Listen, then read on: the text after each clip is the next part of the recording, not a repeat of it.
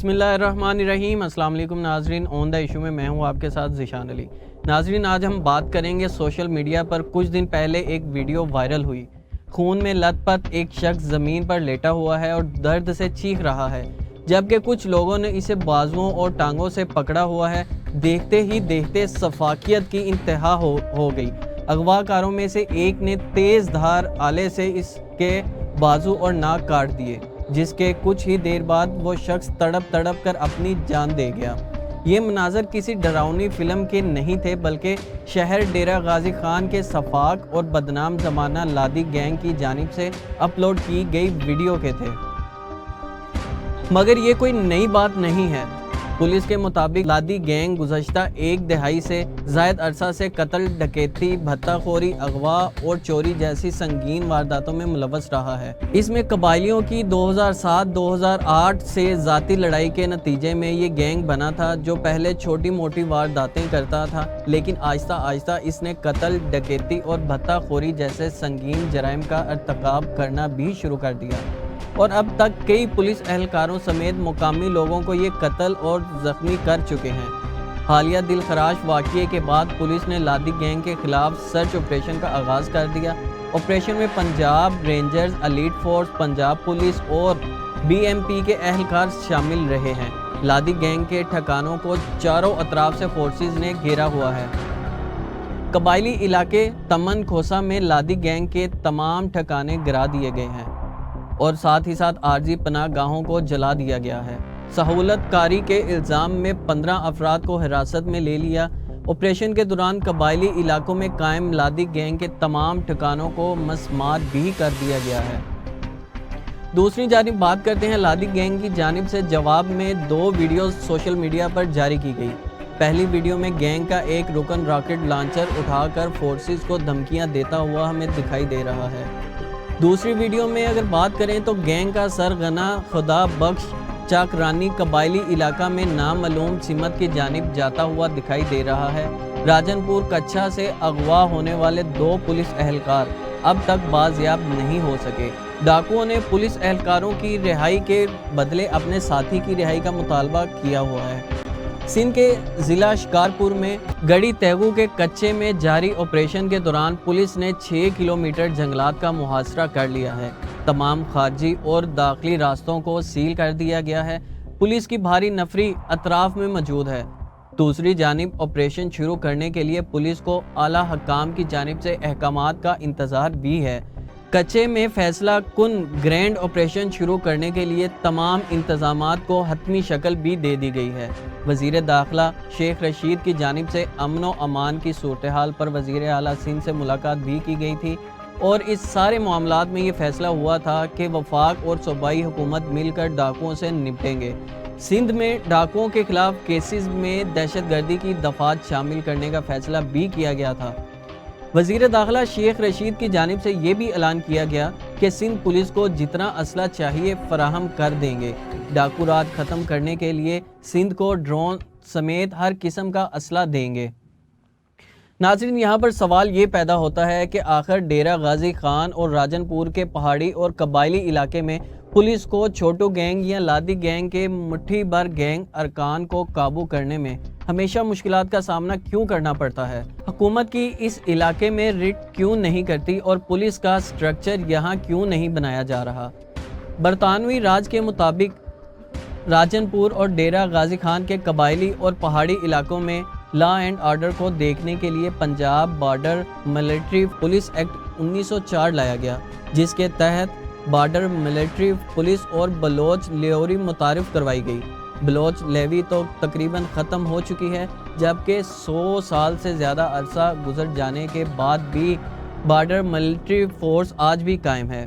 ڈیرہ غازی خان اور راجن پور میں واقع ان مخصوص پہاڑی اور قبائلی علاقوں میں یہی فورسز کام کر رہی ہے، جبکہ وہاں پنجاب پولیس یا ضلع پولیس کا کوئی عمل دخل نہیں۔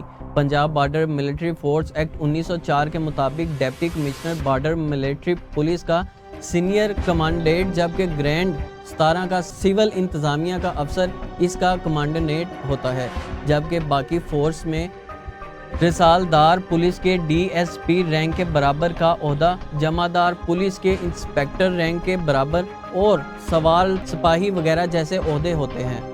قیام پاکستان کے وقت تک یہاں قبائل آزاد تھے، اور جب ان مقامی قبائل نے پاکستان کے ساتھ الحاق کا فیصلہ کیا تو ان کے رہن سہن کے علاوہ بارڈر ملٹری پولیس کے معاملات کو بھی نہ چھیڑنے کا معاہدہ شامل تھا۔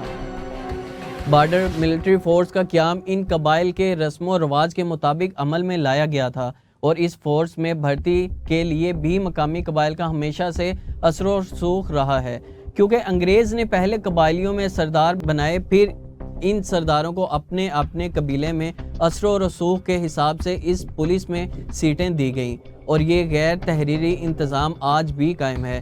قیام پاکستان کے بعد جب تک راجن پور اور ڈیرہ غازی خان ایک ہی ضلع تھے تو دونوں کے لیے ایک ہی رسالدار مقرر ہوتا رہا۔ دونوں کے آخری مشترکہ رسالدار غلام رسول لغاری تھے۔ چند ماہ پہلے رسالدار کی تو 2 نئی سیٹیں تخلیق کی گئی جو اب بڑھ کر 4 ہو گئی ہیں، جن میں ایک پر وزیر اعلیٰ پنجاب کے بھائی تعینات ہیں۔ اب ڈیرہ غازی خان میں چاروں بڑے قبائل کا ایک فرد رسالدار کی پوسٹ پر تعینات ہے، جن میں انعام اللہ کھوسہ کے بیٹے خرم کھوسہ، وزیر اعلیٰ عثمان بزدار کے بھائی عمر بزدار، وقار کیسرائی کے اور اعجاز احمد خان لغاری شامل ہیں۔ ناظرین، مقامی سرداروں کے مطابق رسالدار کی سیٹ پر زیادہ تر یہ تعیناتیاں سپاہی بنیادوں پر ہی کی گئی ہیں، اس لیے ایسی فورسز سے امن و امان قائم کرنا ایک مشکل کام ہے۔ یہاں کے مقامی سیاستدانوں کا خیال ہے کہ سیاسی اثر و رسوخ رکھنے والے خاندان کے لوگوں کو اہم پوسٹوں پر تعینات کرنے کے ایک رسم ہی ہے، اور وقت کے ساتھ ساتھ میرٹ کے اس نظام پہ نظر ثانی کی جانی چاہیے۔ اس حوالے سے حکومت کو کئی مرتبہ تجاویز دی گئی کہ پولیس کی ری اسٹرکچرنگ کریں ورنہ حالات مزید خراب ہوں گے، لیکن اس تجویز پر عمل درآمد نہ ہو سکا اور یہ گینگ اور زیادہ خطرناک طریقے سے وارداتیں کرنے لگا۔ اس گینگ کا اس وقت سارا focus DG Khan cement factory سے بھتہ لینا ہے، اور بھتہ نہ ملنے کی صورت میں میدانی علاقے سے ٹریکٹر، جیپیں، کاریں اور موٹر سائیکلز وغیرہ چھین کر توان لے کر چھوڑ دینا ہے، اور یہ سارا علاقہ بارڈر ملٹری فورس کے زیر انتظام میں ہے۔ یہ وہ واحد گینگ ہے جس نے پرانی قبائلی روایات کے برعکس ہمسایہ قبائل کے لوگوں کو قتل کرنا شروع کر دیا تھا۔ پہاڑی علاقوں میں قبائل آپس میں ایک چیک اینڈ بیلنس رکھتے ہیں، مگر میدانی علاقے میں نہیں، اس لیے یہ گینگ میدانی علاقے میں قتل، بھتہ خوری، ڈکیتی اور اغوا وغیرہ جیسی وارداتیں انجام دیتے ہیں۔ پولیس کا کہنا ہے کہ اس گینگ کے کئی لیڈر اور ارکان گزشتہ کچھ برس کے دوران پولیس مقابلوں میں مارے جا چکے ہیں، لیکن اب بھی ان کے 25 سے 30 کارندے مقامی لوگوں، پورے علاقے کی پولیس اور قانون نافذ کرنے والے اداروں کے لیے درد سر بنے ہوئے ہیں۔ ناظرین، یہاں پر ایک لیتے ہیں شارٹ بریک، ہمارے ساتھ رہیے گا۔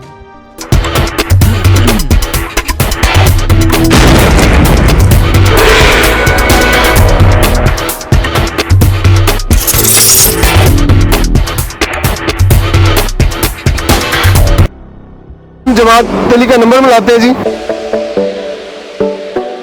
السلام علیکم، جماعت علی بات کر رہے ہیں؟ جی جماعت علی بات کر رہا ہوں۔ میں رنگ روڈ پر کھڑا ہوں، یہاں پر وہاں پر ایکسیڈنٹ ہو گیا، ذرا جلدی سے یہاں پہنچے، ایک مریض کو اسپتال شفٹ کرنے۔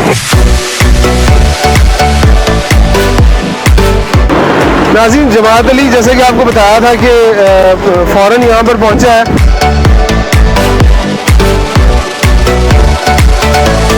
یہ بتائیں کہ یہ کام کیسے چاہتے تھے؟ 2016 سے کام کر رہا ہوں مریضوں والا۔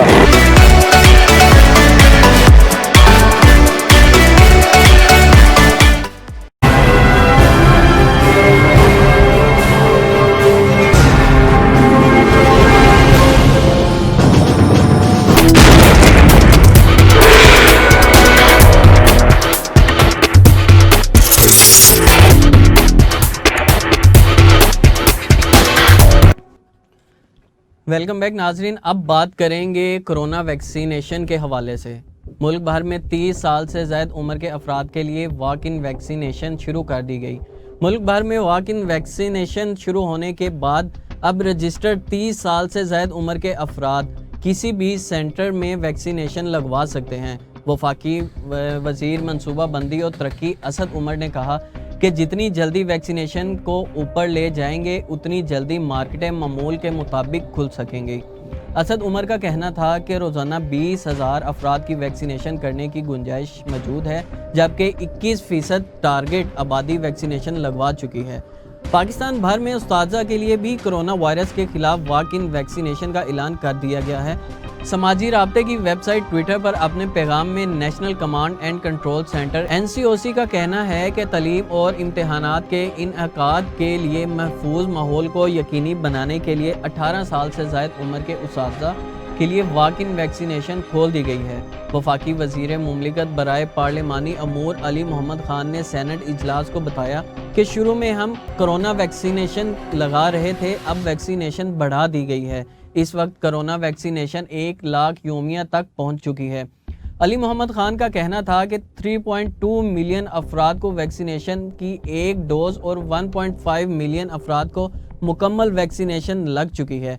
कोशिश है कि 3 साल से कबल हम पूरी आबादी की कोरोना वैक्सीनेशन मुकम्मल कर लें। उन्होंने कहा कि जिन अफराद के पास शनाख्ती कार्ड नहीं, इनकी भी कोरोना वैक्सीनेशन कराई जाएगी। वजारत सेहत इसका तरीक़ेकार तलाश कर रही है। अली मोहम्मद खान ने कहा कि चीनी वैक्सीनेशन पर हज की इजाज़त ना मिलने पर सऊदी अरब से राब्ते में है। हमारा कोई भी हाजी चीनी वैक्सीनेशन की वजह से हज से महरूम नहीं रह सकता। वज़ीर सेहत पंजाब डॉक्टर यास्मीन राशिद ने कहा कि कोरोना वैक्सीनेशन लगाने के बावजूद हजूम में जाने से परहेज़ करें। अगले माह 2.5 लाख लोगों की वैक्सीनेशन का हदफ मुकर्रर किया है। वज़ीर सेहत पंजाब ने कहा कि कोशिश है स्कूल खोलने से कबल टीचिंग स्टाफ को वैक्सीनेशन लगाई जाए। आपको जो डोज लग रही हैं वो साइनोफार्म है। अवाम वैक्सीन लगवाने के बावजूद एहतियात करें, मास्क पहने और समाजी फासला रखें। कोरोना वैक्सीन लगाने के बाद कोरोना हवा में भी तासुर बहुत कम हो गया। डॉक्टर यास्मीन राशिद ने कहा कि अल्लाह का शुक्र है पाकिस्तान में हालात भारत जैसे नहीं रहे। वैक्सीनेशन करवाने के लिए लोगों की तादाद बढ़ गई है। इस जंग में सुरखरू होंगे। एहतियात अवाम की जिम्मेदारी है। वैक्सीन लगाना हमारा काम है। इसके साथ साथ Pfizer bio and take corona vaccine की पहली खेप पाकिस्तान पहुंच गई है। कौमी अदारा सेहत के जिम्मेदार ज़राए ने तस्दीक की है कि फाइजर वैक्सीन की पहली खेप पाकिस्तान को मिल गई है। ज़राए के मुताबिक फाइजर वैक्सीन की 1,06,000 खुराकें जुमा के दिन पाकिस्तान पहुंचेंगी। फाइजर की कोरोना वैक्सीन कोवैक्स के तहत पाकिस्तान को फराहम की गई है। इससे कबल कोवैक्स के तहत पाकिस्तान को एस्ट्राज़ेनेका की भी 12 लाख खुराकें मिली थी। आलमी इदारा सेहत WHO की जानिब से खबरदार किया गया है कि जब तक दुनिया की 70% आबादी को कोरोना वैक्सीन नहीं लग जाती, कोरोना की वबा ख़त्म नहीं होगी। WHO के यूरोप के डायरेक्टर बांस कोलोज ने यूरोप में वैक्सीन लगाने जाने की रफ्तार को सुस्त करार देते हुए तनकीद की और कहा कि ये मत सोचें कि कोरोना वायरस की वबा ख़त्म हो गई है। उन्होंने कहा कि कोरोना वैक्सीन लगाने की शरह में इजाफे की ज़रूरत है और ये वबा इस वक्त ख़त्म होगी जब 70% लोगों को वैक्सीन लगाए जाने की उम्मीद होगी। गैर मुल्की खबर रसा एजेंसी के मुताबिक इस वक्त दुनिया भर में 26% लोगों को कोरोना वैक्सीन की पहली खुराक लग चुकी है, जबकि यूरोप में 36.6% आबादी को कोरोना की पहली और 16.9% कोरोना दूसरी खुराक भी लग चुकी है। हांस कोलोज ने कहा कि आलमी इदारा सेहत को सबसे ज़्यादा तशवीश कोरोना की नई इकसाम की वजह से है। इनका कहना था कि मिसाल के तौर पर भारतीय किस्म ही 16-17 एक दूसरी किस्म है, B117 बरतानवी किस्म से ज़्यादा फैलते हैं। कोरोना की इंडियन किस्म 53 ममालिक में फैल चुकी है। ताहम दुनिया भर में नए केसेस और अमवात में गुज़श्ता 5 हफ्तों में कमी वाक़या हुई है। पाकिस्तान में भारतीय कोरोना वेरिएंट का पहला केस भी सामने आ गया है। वजारत सेहत ने भारतीय कोरोना की पाकिस्तान पहुंचने की तस्दीक कर दी है। वजारत सेहत के मुताबिक जनूबी अफ्रीकी वेरिएंट के 7 और भारतीय किस्म के 1 केस की तस्दीक हुई। वायरस की भारतीय किस्म का ये मुल्क में पहला केस है, मगर अभी तक की सूरत हाल के मुताबिक वफाकी वज़ीर मनसूबा बंदी असद उमर की ज़ेर सदारत national command and operation centre NCOC बराए انسدادات کورونا کے اجلاس میں ملک بھر میں کورونا سے متعلق صورتحال پر اطمینان کا اظہار کیا جا چکا ہے۔ اجلاس میں فیصلہ کیا گیا ہے کہ متحدہ عرب امارات سے آنے والے مسافروں کے صرف محاذ لیبارٹریز سے کرائیں گے ٹیسٹ قابل قبول ہوں گے۔ غیر مجاز لیبارٹریز ٹیسٹ والے مسافر کو بٹھانے پر ایئر لائن جرمانہ کیا جائے گا۔ اجلاس میں یہ فیصلہ بھی کیا گیا کہ پاکستان پہنچنے پر مسافروں کا دوبارہ کورونا ٹیسٹ ہوگا۔ ٹیسٹ مثبت آنے پر متاثرہ شخص کو قرنطینہ میں بھیجا جائے گا۔ اجلاس میں فیصلہ کیا گیا کہ 50 سال سے زائد عمر کے کسی بھی سیاح کو ویکسینیشن سرٹیفکیٹ کے بغیر ہوٹل میں رہنے کی اجازت نہیں ہوگی۔ 30 سال یا اس سے زائد عمر کے سیاحوں کے لیے بھی ہوٹل میں قیام کے لیے ویکسینیشن سرٹیفکیٹ لازمی قرار دیا گیا ہے۔ 30 سال یا اس سے زیادہ عمر کے سیاحوں کے لیے ہوٹل میں قیام کے لیے سرٹیفکیٹ کا اطلاق 1 جولائی سے ہوگا۔ NCOC نے کورونا کی کم شرح والے اضلاع میں park, water park, swimming pools کھولنے کی اجازت دی ہے۔ پارکس میں مجموعی صلاحیت کے 50% تک لوگوں کو آنے کی اجازت ہوگی۔ 10ویں اور 12ویں جماعتوں کے امتحانات 23 جون سے 29 جولائی تک ہوں گے۔ NCOC کے اجلاس میں فیصلہ کیا گیا کہ 10ویں اور 12ویں جماعتوں کے امتحانات 23 جون سے 29 جولائی تک ہوں گے۔ 10ویں اور 12ویں جماعتوں کے امتحانات کے لیے صوبے 31 مئی سے کلاسز شروع کر سکتے ہیں۔ کلاسز کورونا SOPs کے ساتھ متبادل دونوں میں لی جا سکتی ہیں۔ NCOC نے اساتذہ اور تعلیمی اداروں کے عملے کے لیے ویکسینیشن لازمی قرار دے دی ہے۔ اساتذہ اور تعلیمی اداروں کا عملہ کورونا ویکسینیشن 10 جون تک مکمل کروانے، اساتذہ 18 سال سے زائد عمر کے تعلیمی سٹاف کے لیے واک ان ویکسینیشن کھول دی گئی۔ وہ قریبی مرکز صحت جائیں گے اور ویکسینیشن لگوائیں گے۔